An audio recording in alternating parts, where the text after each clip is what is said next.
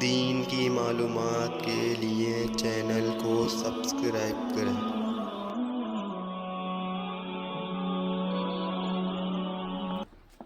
بسم اللہ الرحمن الرحیم۔ باب العدتی،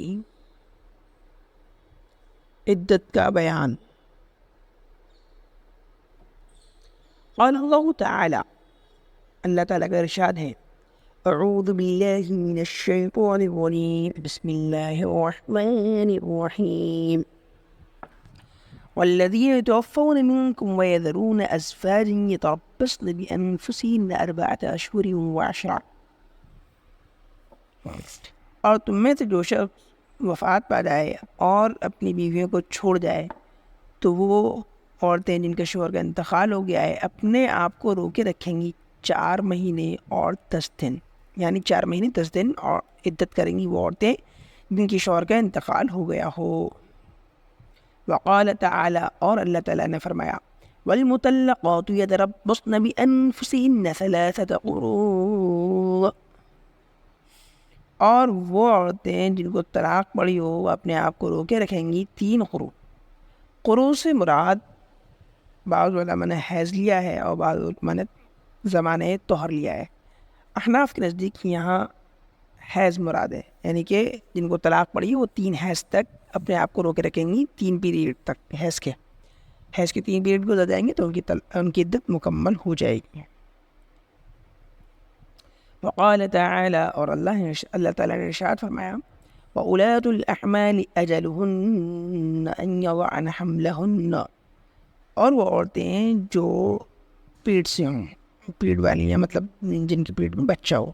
تو ان کی مدت جو ہوگی عدت کی وہ وضع حمل ہوگی، یعنی جس دن وہ ان کی ڈلیوری ہو جائے گی، بچہ پیدا ہو جائے گا، اسی دن ان کی عدت پوری ہو جائے گی۔ العدت ثلاثۃ انواع ثلاثۃ، عدت کی 3 قسمیں ہیں۔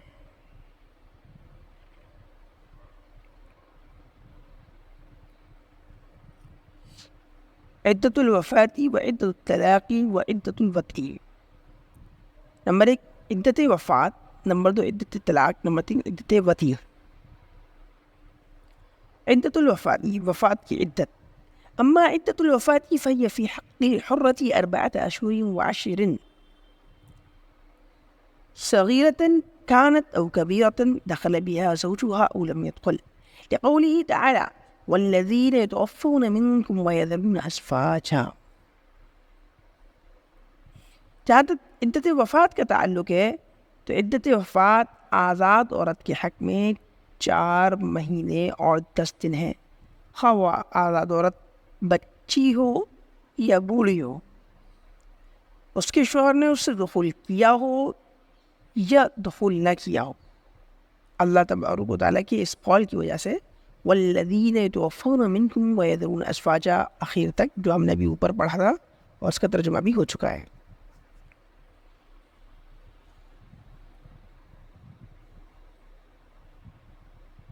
وإن كانت الزوجة حاملا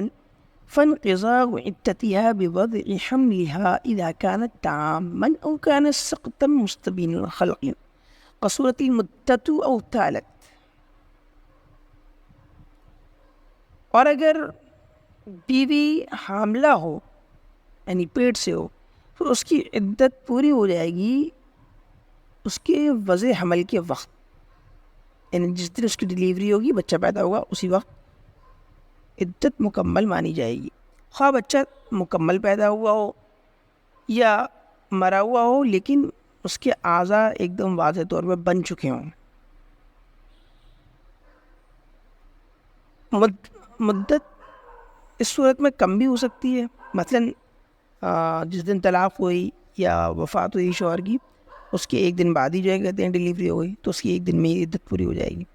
او طالت، اور اس صورت میں مدت لمبی بھی ہو سکتی ہے، مثلا 4 مہینے 10 دن عدت وفات لیکن بچہ پیدا ہونے میں جو ہے 9 مہینے لگ گئے تو 9 مہینے تک جو ہے وہ عدت میں رہے گی جب تک بچہ پیدا نہیں ہو جائے گا۔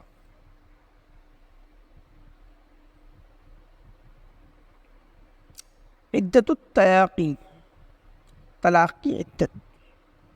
اذا طلق الرجل امرأته طلاقا بائنا او رجعيا او وقعت الفرقة بينهما بغير طلاق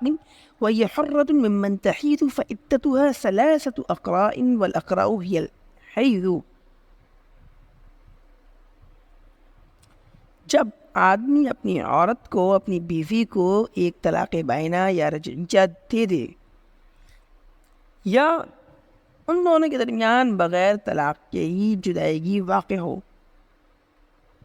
اور وہ عورت آزاد ہو اور ان عورتوں میں سے ہو جن کو حیض آتا ہے، تو ایسی عورت کی عدت 3 قروء ہوگی، اور قروء سے مراد حیض ہے احناف کے نزدیک.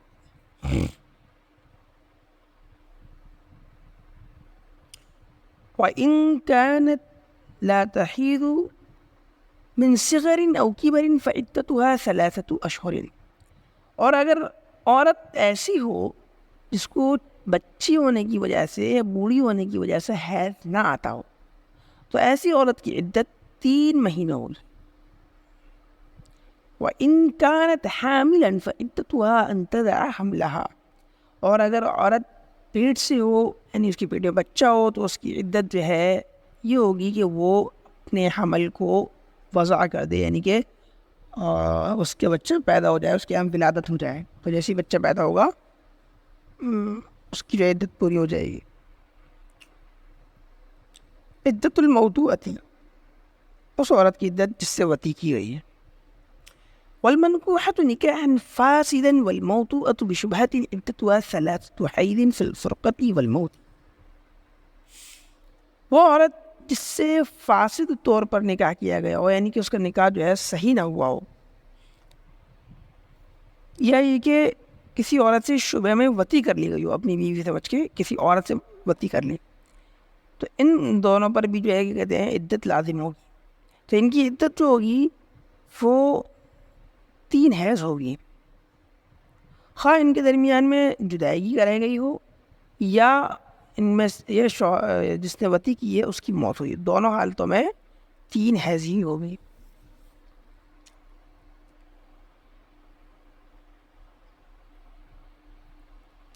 المسائل المتفرقة، متفرق مسائل. وإذا طلق الرجل امرأته في حالة الحيض لم تعتد بالحيضة التي وقع فيها الطلاق، لم تعتد بالحيضة التي وقع فيها الطلاق. اور جب آدمی اپنی بیوی کو حیض کی حالت میں طلاق دے تو اس حیض کو شمار نہیں کیا جائے گا جس میں طلاق واقع ہوئی ہے. وابتداء العدة في الطلاق عقيب الطلاق وفي الوفاة عقيب الوفاة، فإن لم تعلم بالطلاق والوفاة حتى مضت مدة العدة فقد انقضت عدتها. طلاق کی عدت طلاق کے فوراً بعد شروع ہو جائے گی، اور وفات کی عدت وفات کے فوراً بعد شروع ہو جائے گی. اور اگر عورت کو طلاق اور وفات کا علم نہ بھی ہو، یہاں تک کہ عدت کی مدت گزر جائے، اس کے بعد اس کو جو ہے کہ پتہ چلے، تو اس کی عدت پوری ہو چکی ہوگی. مثلاً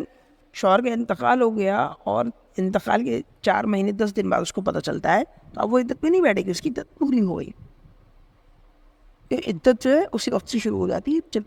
شوہر کا انتقال ہوتا ہے. اسی طریقے سے کہ یہ شخص نے اپنی بیوی کو طلاق دی، لیکن بیوی کو پتہ چلا 3 حیض گزرنے کے بعد، تو اب وہ عدت میں نہیں بیٹھے گی، اس کی عدت مکمل ہو گئی، چاہے عدت میں بیٹھے یا نہ بیٹھے.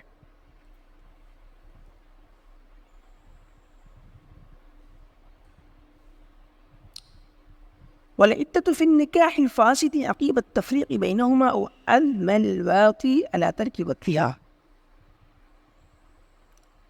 نکاح فاسد میں عدت اس وقت شروع ہوگی جب دونوں کے درمیان تفریق کر دی جائے گی، یا یہ کہ اگر کسی آدمی نے کسی عورت سے شبہ میں وطی کی ہے تو اس کی عدت جب شروع ہوگی جب کہ وطی کرنے والا اس سے وطی کرنا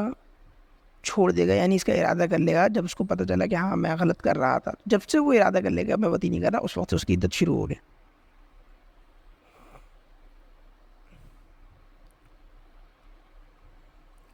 والمرأة التي عدتها بالأشهر نذرت فإن كانت الوفاة أو الطلاق اتفقت في غرة الشهر اعتبرت الشهور بالأهلة وإن نقصت عن العدد. اور وہ عورت جس کی عدت مہینوں کے ذریعے ہو، یعنی کہ جس کو حیض نہ آتا ہو اور مہینے کے ذریعے عدت گزار رہی ہو 3 مہینے، تو وہ دیکھے گی اگر وفات یا طلاق مہینے کی پہلی تاریخ میں ہوئی ہو تو اس صورت میں مہینوں کا اعتبار چاند کے ذریعے کیا جائے گا، اگرچہ تعداد عدد جو ہے دنوں کی وہ 90 دنوں سے کم ہو جائے، یعنی 3 مہینے میں 90 دن مانے جاتے ہیں 30 دن کا مہینہ مان کے، لیکن مہینہ جو ہے چاند کا کبھی کبھی 29 کا بھی ہوتا ہے، تو جیسے ہی چاند دکھے گا اس کا 1 مہینہ ہو جائے گا، چاہے چاند 29 ہو یا 30 ہو، اور دوسرا چاند دکھے گا تو 2 مہینے ہو جائیں گے، تیسرا چاند دکھے گا 3 مہینے ہو جائیں گے، چاہے تینوں ہی مہینے 29 دن کے ہوئے ہوں، اور اس کی وفات اس کی عدت پوری ہو جائے گی۔ وإن كانت الوفاة أو الطلاق وقعت في خلال الشهر اعتدت في الطلاق 90 يوما وفي الوفاة 130 يوما عند أبي حنيفة رحمه الله۔ اور اگر وفات یا طلاق مہینے کے درمیان میں واقع ہوئی ہو تو اس صورت میں اگر طلاق ہوئی ہے تو 90 دن کی عدت گزارے گی، اور وفات ہوئی ہے تو 130 دن کی عدت گزارے گی امام ابو حنیفہ رحمۃ اللہ علیہ کے نزدیک۔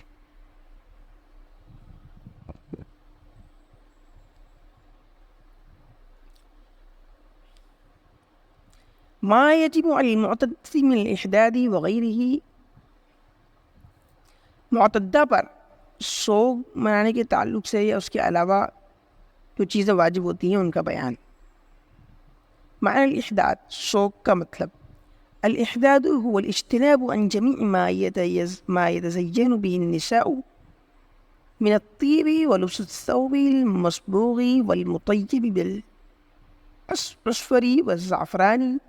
والاكتحال والادهان والامتشاط ولبس الحلي والخواب ونحو ذلك۔ ایداد کا مطلب ہے ان تمام چیزوں سے عورت کو بچنا جن سے عورتیں جو ہے زینت اختیار کرتی ہیں، یعنی خوشبو، رنگے ہوئے کپڑوں کا پہننا، یا اصفر اور زعفران کی خوشبو لگانا، یا سرما لگانا، یا تیل لگانا، یا کنگھی کرنا، یا زیورات کا پہننا، یا خضاب مہندی وغیرہ لگانا، یا اس کے علاوہ چیزیں، تو ان سب چیزوں سے وہ رکی رہے گی عدت میں۔ الا اذا لم يكن لها الا ثوب مسبوغ، ہاں اگر کوئی عورت ایسی ہو کہ اس کے پاس رنگے ہوئے کپڑوں کے علاوہ کوئی کپڑا نہ ہو، فلا باس، تو اس کے لیے کوئی حرج نہیں ہے ان تلبسہ ولا تزینہ، کہ وہ ان کو پہنے جبکہ اس کا مقصد زینت نہ ہو، یعنی زینت کی مقصد سے نہ پہنے، صرف سطر چھپانے کی نیت سے پہنا ہے۔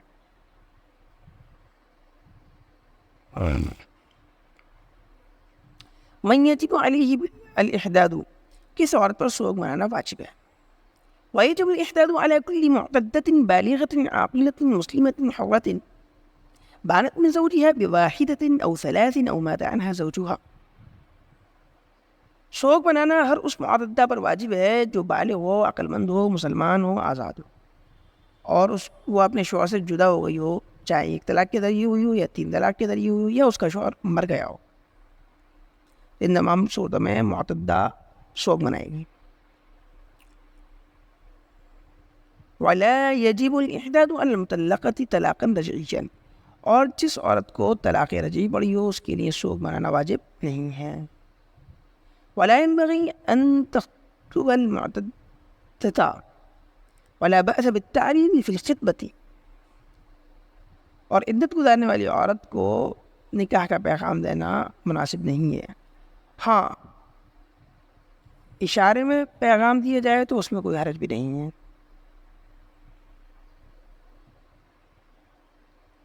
ولا يجوز للمطلقة الرجعية والمبتوتة الخروج من بيتها ليلا ولا نهارا، بل يجب عليه السكنى في البيت الذي كانت تسكن فيه وأجر السكنى وكذا النفقة على الزوج۔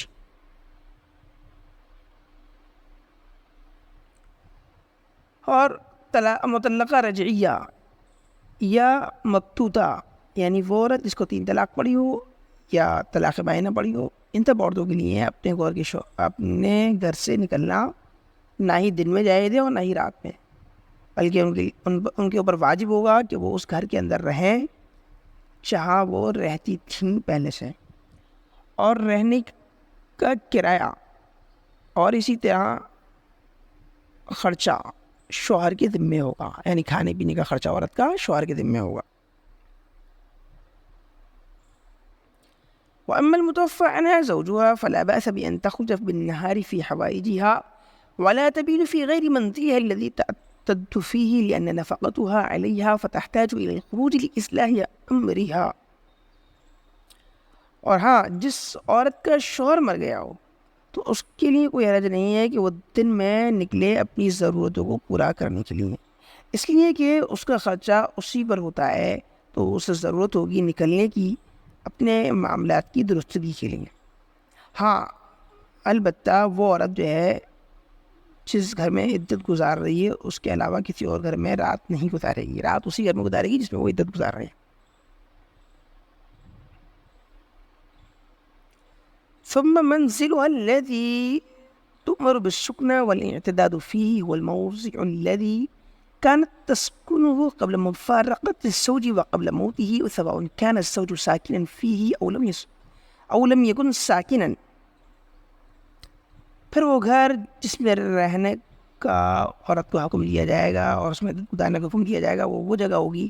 جہاں وہ رہتی تھی شوہر سے جدائیگی سے پہلے یا اس کی موت سے پہلے، خاص خود شوہر اس گھر میں رہتا ہو یا نہ رہتا ہو۔ وَلِذَلِكَ فَإِنَّ إِذَا زَارَتْ أَهْلَهَا فَطَلَّقَهَا زَوْجُهَا كَانَ عَلَيْهَا أَن تَعُودَ إِلَى مَنزِلِهَا الذي كانت تسكن فيه فتعتد هنالك۔ اسی وجہ سے اگر کوئی عورت اپنے گھر یعنی اپنے مائکے اپنے ماں باپ کے گھر پہ آئی ہوئی ہو اور اس کے شوہر نے اسے طلاق دے دی ہو تو اس پر واجب ہوگا کہ وہ اس گھر کی طرف واپس جائے جہاں وہ رہتی تھی اور وہاں جا کے عدت گزارے۔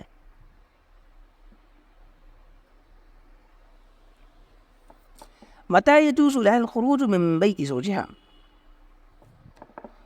شوہر کے گھر سے نکلنا عورت کے لیے کب چاہیے؟ يجوز للمعتدة أن تخرج من بيت زوجها إذا وجدت حالة من الأحوال الآتية۔ معتدہ کے لیے اپنے شوہر کے گھر سے نکلنا مندرجہ ذیل حالات میں سے کسی حالت کے پائے جانے کے وقت چاہیے۔ نمبر 1، إذا كانت المرأة تخاف سقوط البيت وانهدامه، جب عورت کو گھر کے گرنے کا یا منہدم ہونے کا ڈر ہو۔ نمبر 2،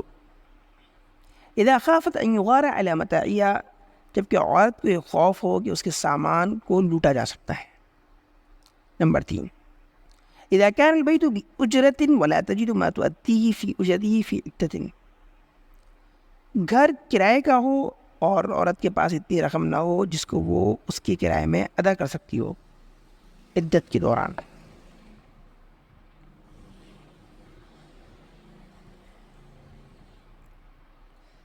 وإن كان المنزل لزوجها وقد مات عنها فلها أن تسكن في نصيبها، وإن كان نصيبها يكفيها في السكنى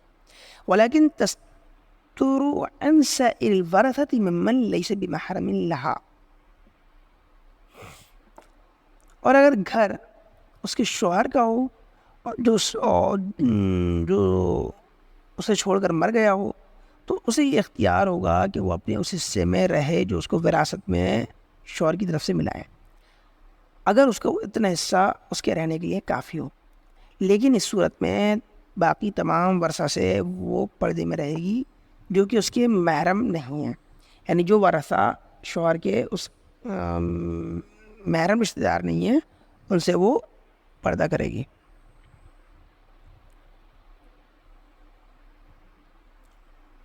فإن كان نصيبها لا يكفيها أو خافت على متاعها منهم